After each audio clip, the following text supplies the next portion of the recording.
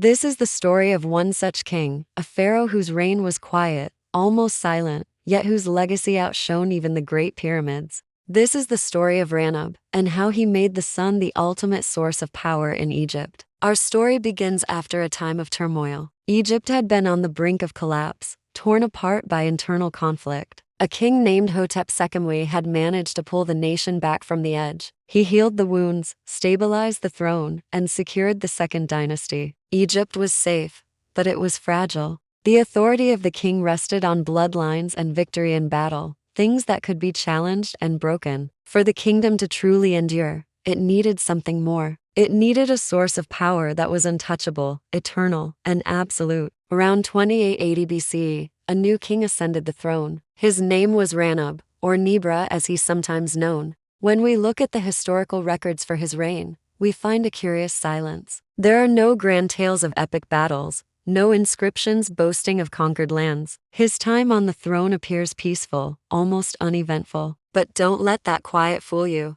Beneath the surface of this calm, a profound revolution was taking place, one that would redefine Egyptian civilization for the next 3,000 years. What was this revolution? Raneb did something no pharaoh before him had ever done. He officially linked his royal identity to the sun god Ra. His very name, Raneb, translates to Ra is my lord. This was not just a minor change in religious practice. It was a complete reinvention of kingship. Before Raneb, the king was seen as the earthly embodiment of Horus, the falcon god, a powerful deity of the sky and of kingship itself. This was a potent symbol, but it was still tied to the physical world. By connecting himself to Ra, Raneb elevated the throne to a cosmic level. Ra was not just another god. He was the creator, the sustainer of all life. He sailed his boat across the sky each day, bringing light and order to the world, and journeyed through the underworld each night, defeating the forces of chaos. The sun was the source of time, of seasons, of life itself.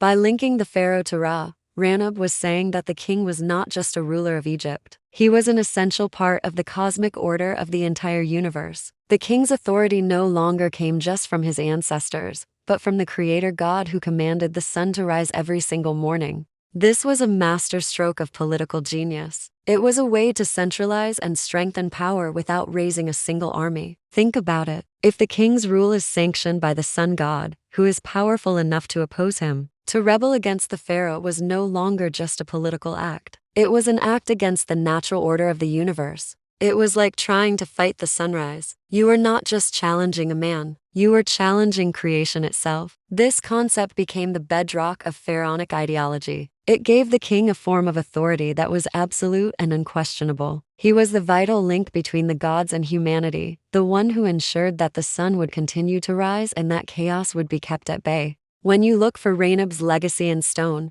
you won't find much. He didn't build colossal temples like Karnak or leave behind a famous pyramid like Khufu. He fought no legendary wars that were carved into temple walls for millennia. His reign is a whisper in the grand symphony of Egyptian history. But the idea he introduced was more enduring than any stone structure. It was this idea that laid the foundation for everything that came after. From Raneb's time onward, the cult of the sun god exploded in importance. Future pharaohs would build massive sun temples dedicated to Ra. Kings would adopt the title Son of Ra, explicitly stating their divine parentage. The king was no longer just the divine Horus on earth. He was the physical child of the creator god. This cosmic connection dominated royal imagery, religious texts, and architectural projects for the rest of ancient Egyptian history. The power of the pharaoh became cosmic, eternal, and absolute, all thanks to this quiet revolution. So, why does this seemingly obscure king matter so much? Because Raneb shows us that the greatest conquests aren't always won on the battlefield.